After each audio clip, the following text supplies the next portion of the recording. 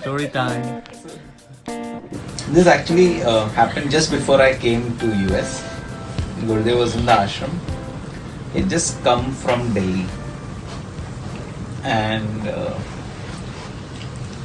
he was telling the story. He said he had sent a full-time teacher to go teach in a very some small town in UP. So Gurudev had sent him about 3 months back. He said, go to this town and teach a happiness program. So the teacher said, oh wow, Gurudev told me to do something.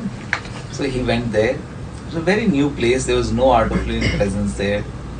So he met some people, organized a course, and finally after 1 month, he taught a happiness program.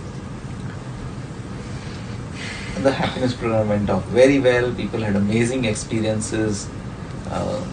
One of them got called up and did So at the end of the program, there was this group of 6 people. They came up to the teacher and said, we have bought a land here and we want to donate it to the art of living. We would like you to create a center here, so we'd like to donate.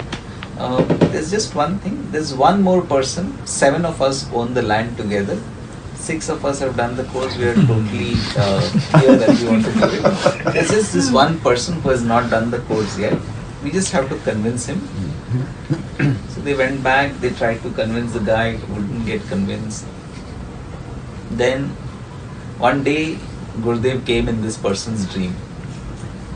And at the end of the dream, this guy was convinced, yes, I want to give this land.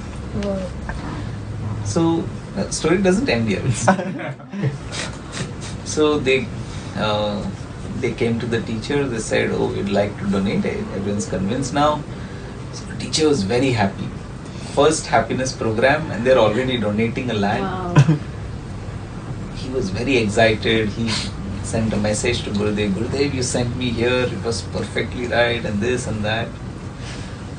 So then they started the whole process of the legal process of getting the land transferred to Art of Living. So they, as part of the process, they had to find out who are the previous owners of the land, the whole history and everything. So they found out that the previous owner of the land was also an Art of Living devotee. And he was from Kanpur or somewhere.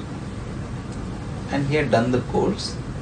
And he and his wife, they had made a resolution. They had thought that we will donate this land to Gurudev. But before this gentleman could do all the paperwork, he passed away. And the land passed on to his children.